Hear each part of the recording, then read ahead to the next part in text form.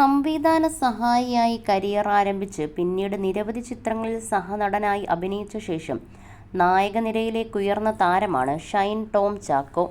താരത്തിൻ്റെ മികച്ച അഭിനയവും കരുത്തുള്ള കഥാപാത്രങ്ങളും പ്രേക്ഷകർ സ്വീകരിച്ചു തുടങ്ങിയതോടെ യുവനായകന്മാരിൽ താരം ശ്രദ്ധേയനായി. ഇപ്പോൾ മലയാളത്തിൽ മാത്രമല്ല തമിഴിലും തെലുങ്കിലുമടക്കം തിളങ്ങി നിൽക്കുന്ന താരം കൂടിയാണ് ഷൈൻ. താരത്തിൻ്റെ പേര് അടുത്തിടെ വാർത്തകളിൽ നിറഞ്ഞത് ലഹരി ഉപയോഗത്തിൻ്റെ പേരിലായിരുന്നു. യുവതലമുറയിലെ താരങ്ങൾക്ക് ലഹരി അടിമപ്പെടുന്നു എന്ന വാർത്ത വിവാദമായതിന് പിന്നാലെ ഷൈനിൻ്റെ പേരിലും ഒരു കേസ് വന്നു.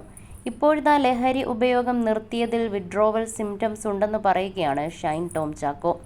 നേരത്തെ ഉണ്ടായിരുന്ന ശീലങ്ങൾ മാറ്റാൻ ഡോക്ടർ പറഞ്ഞെന്നും അത് പിന്തുടർന്നാണ് വിഡ്രോവൽ സിംറ്റംസിനെ കൈകാര്യം ചെയ്യുന്നതെന്നും ഷൈൻ പറഞ്ഞു. എല്ലാ അടിയും ഞാൻ നിർത്തി. വിഡ്രോവൽ സിംറ്റംസ് ഉണ്ട്. ആദ്യമൊക്കെ ഡബ്ബ് ചെയ്തുകൊണ്ടിരിക്കുമ്പോൾ നമുക്കുമുണ്ടായിരുന്ന ശീലങ്ങളാണ്. ഇടയ്ക്ക് പോയി പുകവലിക്കുക. ഇപ്പോൾ ഡബ്ബ് ചെയ്യുന്ന സമയത്ത് ഈ ശീലങ്ങളൊക്കെ കട്ട് ചെയ്തു. അങ്ങനെ പോയിക്കൊണ്ടിരിക്കുന്നത് കാരണം ആ സമയം നമ്മൾ എൻഗേജ്ഡ് ആക്കിയിരിക്കണം. അത് ഗെയിംസിലേക്ക് തിരിച്ചുവിടാനാണ് ഡോക്ടർമാർ പറയുന്നത്. അങ്ങനെ ഞാൻ അരമണിക്കൂർ ടെന്നീസ് കളിച്ചു. അത് കഴിഞ്ഞ് ഡബ്ബ് ചെയ്തു. അത് കഴിഞ്ഞ് അരമണിക്കൂർ ക്രിക്കറ്റ് കളിച്ചു. അങ്ങനെ ചെയ്തില്ലെങ്കിൽ വിഡ്രോവൽ സിംറ്റംസ് കൂടുതലായിട്ട് വരും. ഡ്രഗ് എന്ന് പറയുന്നത് ഒരു കമ്പാനിയനാണല്ലോ. ഇപ്പോൾ എല്ലാവരുടെ കമ്പാനിയനും മൊബൈൽ ഫോണാണ്. മൊബൈൽ ഫോൺ ഇല്ലെങ്കിൽ വിഡ്രോവൽ സിംറ്റംസ് ഉണ്ടാവും. അതൊരു കമ്പാനിയനാണല്ലോ. അതായത് നമ്മുടെ പാർട്ട്ണറിനേക്കാൾ വലിയ കമ്പാനിയനാണ് നമ്മുടെ ശീലങ്ങളും നമ്മൾ ഉപയോഗിക്കുന്ന സാധനങ്ങളും.